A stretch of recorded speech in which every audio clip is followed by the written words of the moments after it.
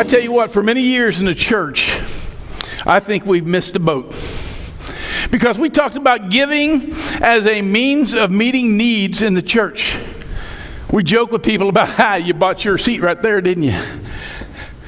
We joke about it. You know what we've done, though, is we've talked so much about giving and tithing that I believe the way that we missed the boat is we've taught you that giving 10% means that the 90% I have left is all mine, and I can do with it what I want. And that is in no way what God ever intended for us. God is concerned as much today about what you lay in the offering plate as he is about how much you spend on lunch. It's all his. It's all his. And we are no more than trustees. We are stewards of what God has allowed us to do. And so here's what we need to grasp. How do we handle money? I'm not talking about giving today. I'm just talking about money in general. How do we handle money? And we're going to look and see God's principles for that. We're going to see what the world says about money, and then I want to contrast that with what God says about money. And that's what we're going to do. And over the next few weeks, we're going to deal with in a very practical way with money. Today, we're going to see this is what the world says. This is what God says. And we're going to understand more about what God wants us to do. So today, we're talking about our attitude toward money. Next week, Derek will be speaking, and he's going to talk about breaking away from bondage of debt. And is there anybody here that doesn't understand that bondage? I know that bondage very well. That bondage of debt. And in the last week, we're going to talk about calculated choices. What are we going to do with that money? And the thing that we need to understand first and foremost is there are 3 myths in this world. And every day you hear about these myths. And you may not know it, but you do. Number 1 is things bring happiness. Things bring happiness. Is that true? No, absolutely not. If that were true, then these guys that have all kinds of money wouldn't have any issues in life, would they? But they do. And the one that comes to mind to me quickly is Robin Williams. The guy had everything materialistically, but he didn't have what he needed in a relationship with Christ. Here's number 2. Debt is expected and unavoidable.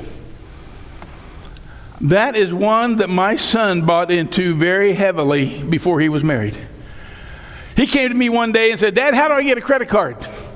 I said, "What do you need a credit card for?" He says, "So I can build some credit." I said, "You don't need to build credit.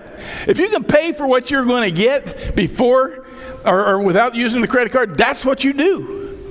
But he believed, this is what the world teaches us, debt is expected and unavoidable. And here's the one that we all buy into. Just a little more money will solve all of our problems. What happens when we get a little more money? We spend a little more money. Think about it. If you get a bonus from work or something, have you already planned what you're going to do with that? Or when it comes in, do you just have fun? That's what we do. That's the nature of who we are. Listen to what Jesus said in Matthew chapter 6, verse 21. He said, "Where your treasure is, there your heart will be also." Notice how that is worded. Where your treasure is, that's where your heart is. He didn't say where your heart is where your treasure is, because he understood us as human beings and understood that we're going to follow the money. That's what we're going to do. And so we want to understand today that every decision, every financial decision that we make is a spiritual decision. So what I want us to grasp as we begin is that none of what we have is ours. It all belongs to God. The easy way to begin that, Genesis 1:1. In the beginning, God created everything. Did anybody here create something? Not happening, is it? We may take something and remold it, reshape it, but we're not creating it. In Genesis 1:1, God created everything. Therefore, God owns everything. Psalm chapter 50, verse 12 says, if I were hungry, I would not tell you, for the world is mine and all that is in it. Or how about Psalm 24, verse 1 says, the earth is the Lord's and everything in it, the world and all who live in it. It's all God's. And I think so many times as we trample through this world, we lose sight of that. We begin to think it's mine and I can do with it what I want. But it's God's. And so what this allows is it for you and I to be trustees, to be stewards. And I love what 1 Corinthians 4:2 says is, now it is required that those who have been given a trust must prove faithful. Anybody ever been a trustee of a trust? What did you have to do as a trustee of the trust? You had to do what the grantor wanted in that trust, correct? If you didn't do what the grantor wanted in that trust, you can end up in jail. That's how serious being a trustee is in this world. So how much more important is it that we are a trustee in God's world? We got to understand that. God owns it all. But let me tell you how we think in this world. And what the world's teaching us, right? Here's the priorities that the world tells us of how we need to use our money. The first thing that we need to do is we need to develop a lifestyle. We need to develop a lifestyle. That's the first thing we do with the money that we get. Second thing that we do is we take care of debt. This is what amazes me. We're taking care of debt because of that lifestyle. Right? We couldn't get it with the money we had in our pocket, so we put it on credit. So the world says, okay, get your lifestyle settled, pay your debt. Number 3, if there's anything there, then save some. Save some. We're all saving for retirement in some way, that type of thing. Then if there's anything left at the end, take those 2 pennies and give. That's how the world teaches us. That's what we hear and see every day. But look at God's priority for money. The first thing God says about money is you give. You give. It comes from the first fruits of your labor. Then the second thing he says about money is you need to save. And the third thing he says, then you develop your lifestyle. In God's plan of money, what is missing? You can say it. What's missing? Debt. And you just said a 4-letter word in church. But debt is not there because in God's plan for us and the way that we handle money, debt is not included. It's amazing. But I want to tell you what, the average person sitting here this morning, hands going up, right? We don't think we have a problem with our finances. Because our attitude, as long as I can pay my bills, I'm doing okay. As long as I got food on the table, I'm okay. Dave Ramsey says this, Americans are horribly in debt. Miserable managers of their money and gullible beyond belief when it comes to buying things on credit. Had a lady I was talking to when I was with the children's home and doing a lot of the financial stuff. I had a lady that I was talking to about debt and the cause of debt and how to get out of debt. And so what we told her, what we came to the conclusion was she needed to cut up her credit cards. That's what she needed to do so she would stop buying because she was buying on the TV. You know what I'm talking about? QVC, all of that. That's what she's doing. And so my assumption was that when she left my office, she cut up the credit cards. But she didn't. She put them in a bag of water and put them in a freezer. Did you know what she started doing? Reading her numbers through the ice. Because she was addicted to buying things online. Here's what I want you to think about. When you're thinking about interest rate, you know, we got a low interest rate. You ever heard that phrase? You hear it on TV, don't you? The interest rate's so low. Or the one that I love is, I'm paying the same payment on this car as I did the last car. Okay. But here's what we got to understand. When we see the word interest, we need to visualize somebody else. Somebody else. Because somebody else is getting rich off of your interest. I got a great rate. I got a great rate. But are you still paying? Somebody else is getting rich off that interest. How many remember Harry Truman? And those of us who have some age to us are thinking Harry S. Truman. No, not Harry S. Truman. But Harry Truman. You remember that name? It's a man who lived on the side of Mount St. Helens in Washington. The guy that had 23 cats. The news was talking about it all over the country. But he was there in 1980 on Mount St. Helens, and reporters were interviewing him while the mountain behind him was shaking, and Harry's sitting there with his 23 cats. Seismologists are telling him the mountain's going to blow. The volcano experts are saying the mountain's going to blow. Harry says, I don't believe a single word they said. I don't believe one of these single experts. I've lived on this mountain all my life, and I know this old mountain better than anybody else, and I'm not going anywhere. Well, right at the end of that interview, his sister called and just pleaded for him to leave. But he didn't. May 18th, 1980, 8:31 a.m., the mountain blew. And it blew with a force 500 times greater than the power of the bomb that we dropped on Hiroshima. 2,500 feet blew from the top of the mountain. Blackened the sky from Seattle to New York and down to Kansas City.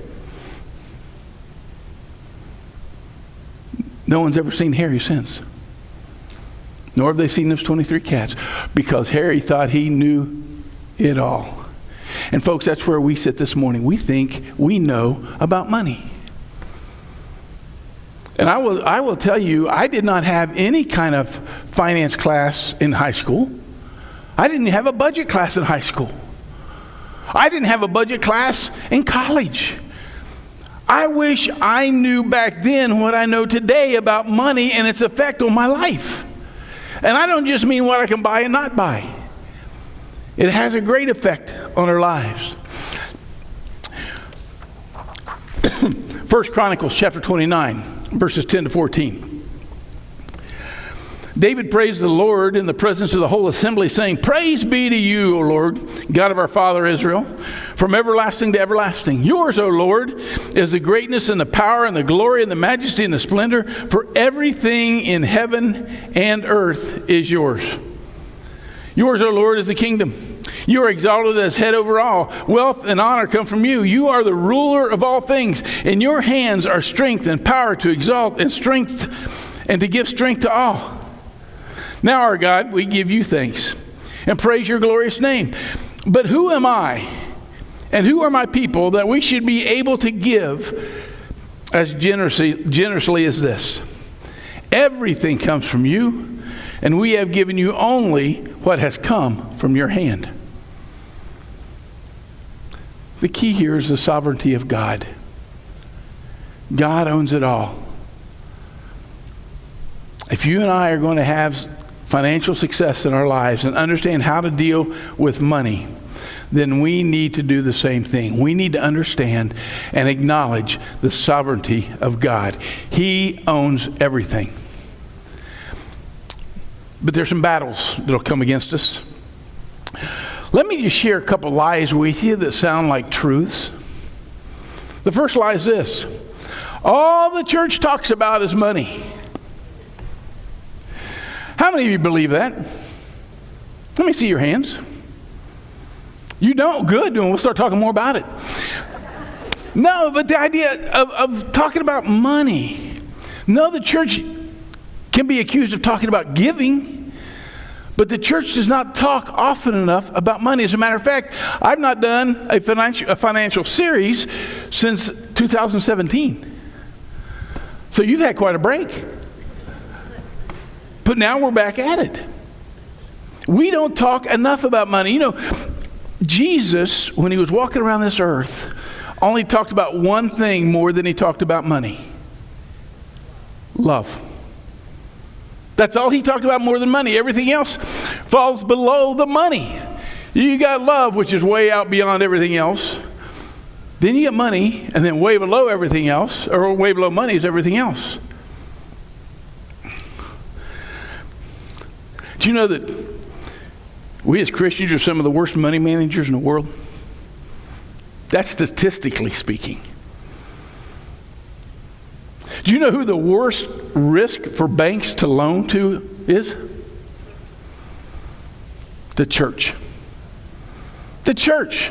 It's the worst that these institutions look to. And why is that? Because they don't pay their bills. And what institution wants to foreclose on a church? They're caught between a rock and a hard place. Do you know who the second concept of them they're lending, who they don't want to lend to? The second in that order? Preachers. Men, don't give me that. Preachers. Why? Well, because a lot of them move a lot. And so therefore they can just drop their bills. I have a friend. He was in Canton, Ohio. And he moved. He had a house and all these bills there. He just walked away from it. Walked away from all of it. That it just amazes me. This is how the lie works. The devil will convince you that all we talk about in the church is money. So you won't listen. Some of you, when you saw what was happening this morning, you already got upset. And then as I've been talking, I've been watching a few of you squirm. It's kind of fun. But listen, if we don't listen, we don't know. And if we don't know, we can't do. And if we don't do, the devil keeps us in bondage. Very simple. All the church talks about money is a lie. Here's lie number 2. Money and things can satisfy me. Money and things can satisfy. That sounds like a truth, doesn't it? Because most of us believe that. If I just had this, if I just had that, I could do so much more. Listen, some of you can walk out of here, I know what Steve said, but a new car? Come on. I'd be really happy if I had a new car. Or how about a house? How about if I could get a new, bigger house? Would I not be happy with that? You might be as you move into it, but then you're going to realize something. You got to clean that thing. So then you're not so happy about it. I love what Ecclesiastes 5:10 says. Whoever loves money never has money enough. Whoever loves wealth is never satisfied with his income. And then Solomon says this too is meaningless. Money and things can satisfy me is a lie. Number 3, this is a big one. It's my money, and I can do whatever I want with it.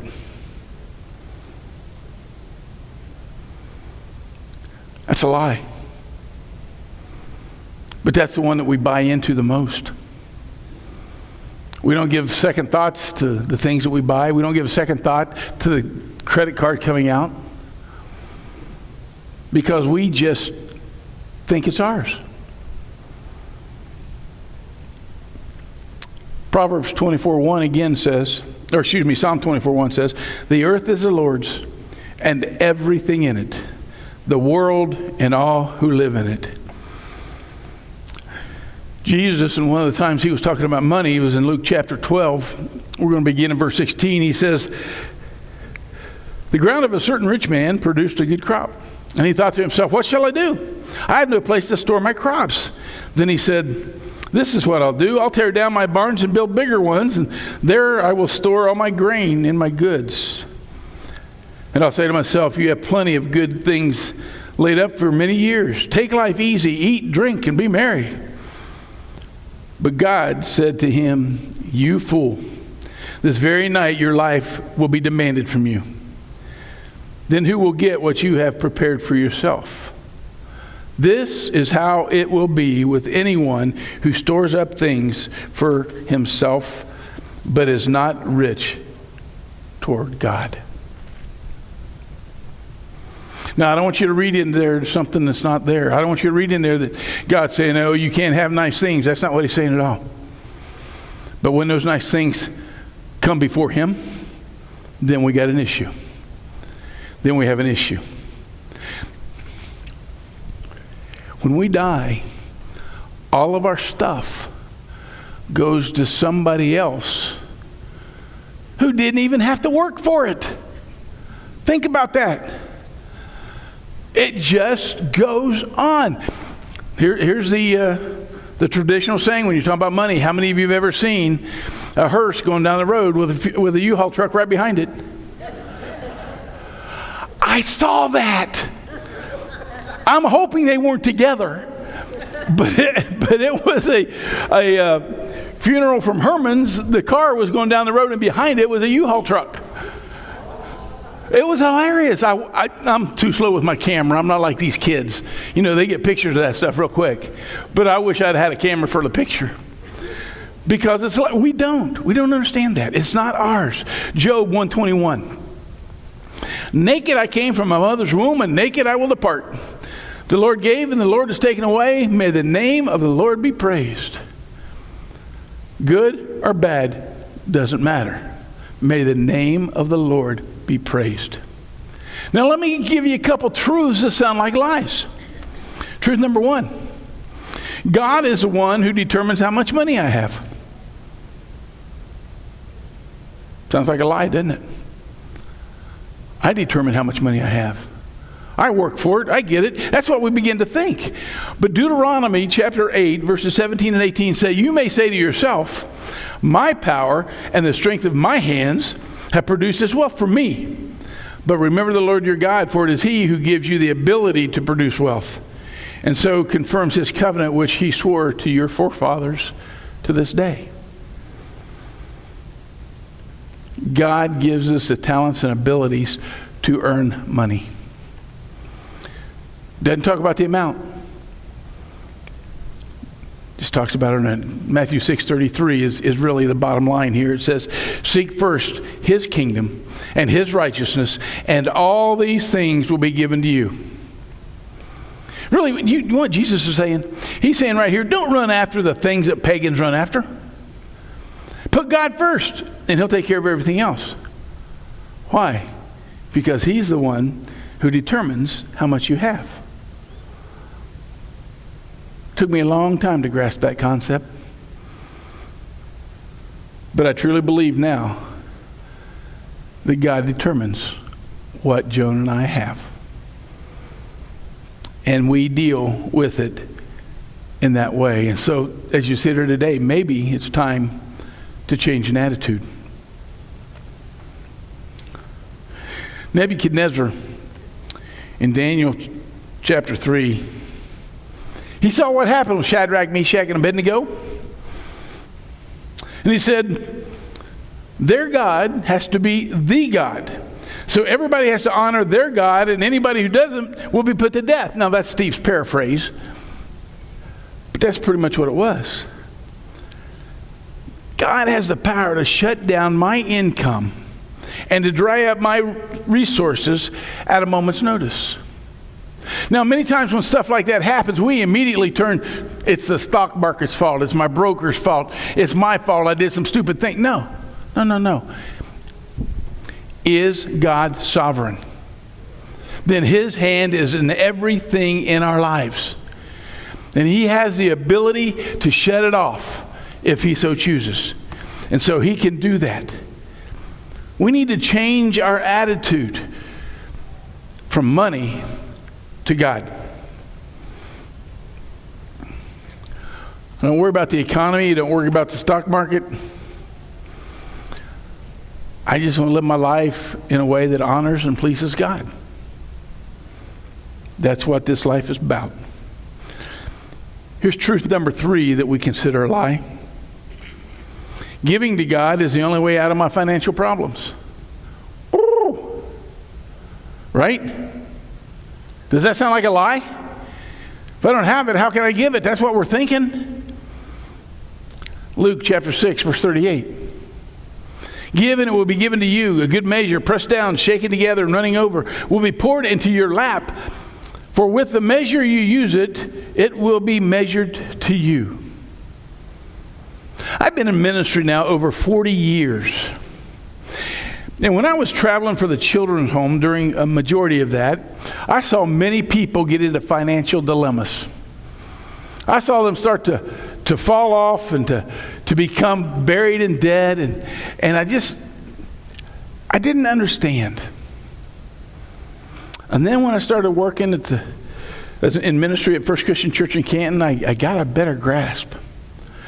Because when people got upset with the preacher, or they got upset with somebody in the church, what's the first thing they do?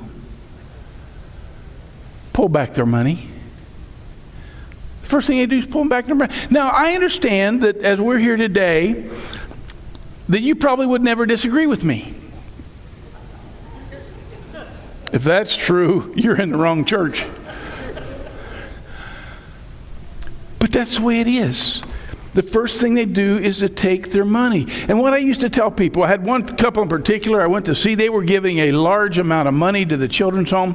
And I went and sat down with them, and what I found out was they were giving to the children's home and not to the church.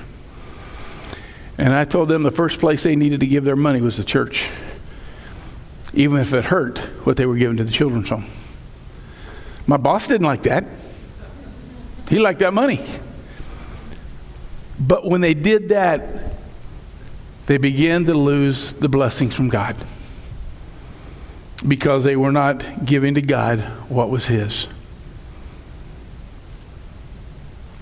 There'll be times, maybe there'll be times when you disagree with the pastor here. You might get mad at somebody or something that happens. But please don't stop giving to God. Just because you're mad at me or you're mad at somebody else here, all you will do is compound your problems.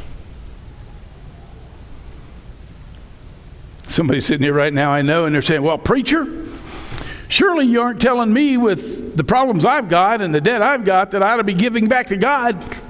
He wouldn't want me to do that, would He? And I've heard some very well-meaning preachers. Oh, I'm sure God doesn't care if you give or doesn't give. Can I just share something? You will not find that in the Bible. God says give. And that's what we're to do. We are to be generous. I said in Luke chapter 6, verse 38, give and it will be given to you. There's another verse, 2 Corinthians chapter 9, verse 6. Remember this, whoever sows sparingly will also reap sparingly. Whoever sows generously will also reap generously. God's words, right there. There's an article called Never Eat Alone. And it's by a guy by the name of Keith Ferrazzi. He was from Harvard Business School, and he's a founder and CEO of his own company, a marketing and sales company. But he writes for the Wall Street Journal, and he writes for the Harvard Business Review. I want you to listen to his words. When I give talks to college and grad students, they always ask me, what are the secrets to success? What are the unspoken rules for making it big? Preferably, they'd like my answer wrapped up in a tight package and tied with a neat little bow. Why not? That's what I wanted when I was at their age. So you want the inside scoop? He responds, fair enough. I'll sum up the key to success in one word: generosity. Generosity.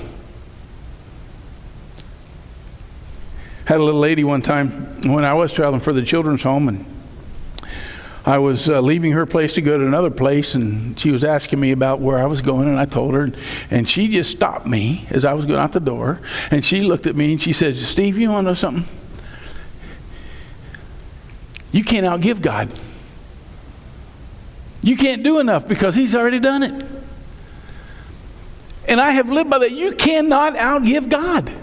It's impossible because you can't give enough to buy your salvation. Jesus did that, freely gave that for you and I. It was a cold evening. Snow had fallen all day long and was predicted to continue throughout the night. Many roads were closed and no one was outside. It was a good night to snuggle in front of a blazing fireplace with a good book. Somehow, a cat was caught out in this storm. And this cat wandered for some time trying to find a place to get in from the bitter cold. And finally, she found her way into a home. as though she owned the place, as cats do.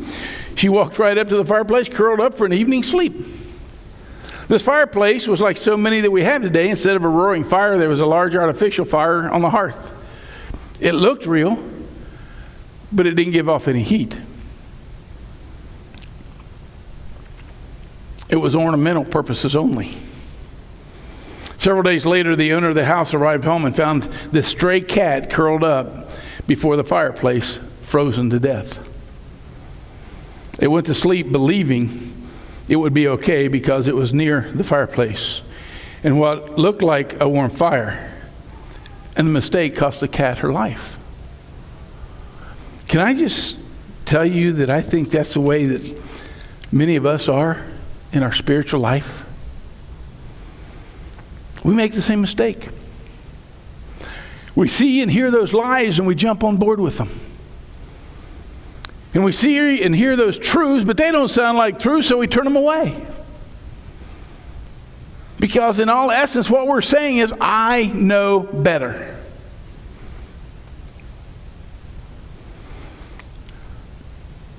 Folks, there are some of us, we go to the right places, we say the right things, we go through the motions, but nothing ever really happens in our life. See, the real issue is not does it look right, because it can look right and still be artificial.